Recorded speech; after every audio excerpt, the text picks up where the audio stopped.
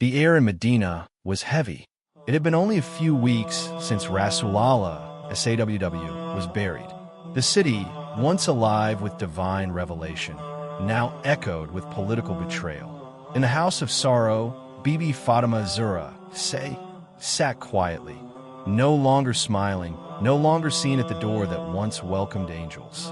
Ali sat beside her, silent. The house was dim. The children, Hassan Hussain Zainab and Kulthum watched their mother with worried eyes. Her strength was fading, her rib crushed, her unborn child martyred, her rights denied, her voice ignored. But her heart remained firm. She had one request, a request that would echo through centuries. Ya Abul Hassan, when I leave this world, bury me at night. Hide my grave. Do not let those who oppress me attend my funeral. Ali looked at her with pain deeper than words. Why would the daughter of the Prophet, SAW, the Lady of Light, the one the Quran called pure, choose such a burial? Why did she not want the city to know? Why hide the resting place of the woman who was called the soul of Rasulullah? Because her burial was not death. It was a protest. The days passed slowly. Every movement hurt. Every breath was a whisper of struggle. Fatima would often go to her father's grave and speak to him. "Oh, my father, after you, sorrow never leaves my house." The people turned away so soon. She would return with sand on her clothes, her head lowered. The Prophet, SAW, had said, "Fatima is a part of me. Whoever hurts her has hurt me." But the hurt had already been done. The door had been pushed. The fire had been lit. The silence of the Ummah was louder than swords. One evening, she bathed. She wore the clothes she had kept aside for her final day. She lay on her bed and asked her children to come. She embraced Hassan, kissed Hussain, held Zainab, and Kulthum, tightly. She whispered to them words they would carry to Karbala. Then she called Ali, Ya Abul Hassan, I entrust my soul to Allah, fulfill my final will. And with that, the light of Zahra, returned to her creator. Ali, wept like he had never wept before. The silence of that night in Medina was different. It wasn't the silence of sleep or peace. It was the silence of protest, of heartbreak. Ali ibn Abi Talib, stood alone in his house, preparing the body of Fatima Zahra, with trembling hands. His tears fell quietly onto the cloth, soaking into the white shroud. There was no crowd, no public hall, no grand funeral. Only a few were present: Salman, Miqdad, Abu Dhar, Ammar, and a handful of loyal ones. And the children, silent, watching their mother leave them.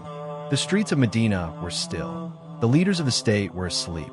As Ali, lifted her body, he paused. This was not just a daughter of the Prophet, SAW. This was the crushed rib, the oppressed soul, the protest in silence. They walked quickly, their steps quiet, their hearts shattered. No lights, no gathering, no state-recognized burial. Only the moon and stars bore witness. Ali dug the grave himself with his own hands, hands that once lifted the gate of Khyber, now shaking under the weight of grief. He placed her gently into the earth, and before covering her, he lowered his head into the grave, whispered something into the soil. Then the dust was returned, the final resting place of the beloved daughter of the Prophet, SAW. Hidden, unknown, sacred, the earth had taken in a treasure. But no stone was placed, no sign was left. No one could find her again, because she did not want to be found. This was her final message. If they ask why my grave is hidden, tell them.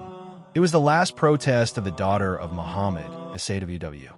The next morning, confusion spread across Medina. People began asking, where is Fatima Zahra, buried? When was her funeral held? Why were we not informed? Ali, stood before the Prophet's mosque. His face was tired, his eyes red with grief.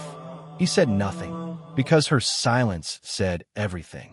Bibi Fatima Zahra, had chosen night.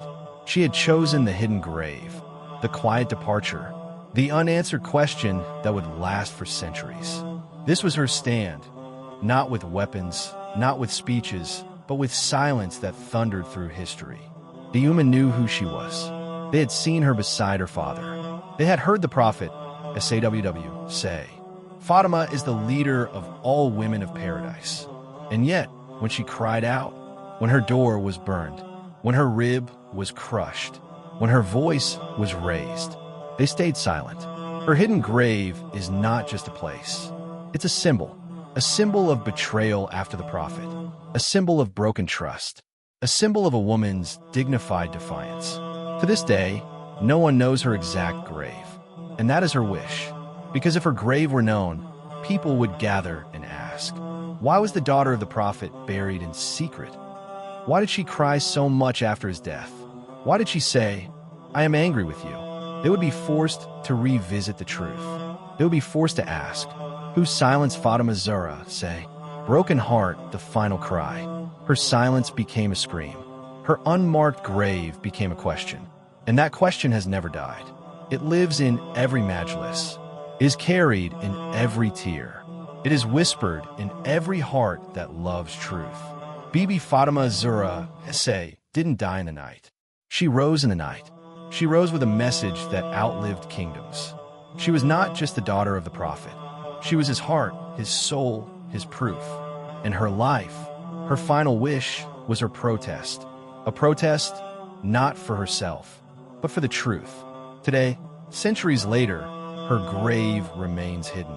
But every time we whisper her name, every time we shed a tear for her, every time we say, "Ya Zahra," we find her in the silence, in the sorrow, in the stand she made when she chose the night,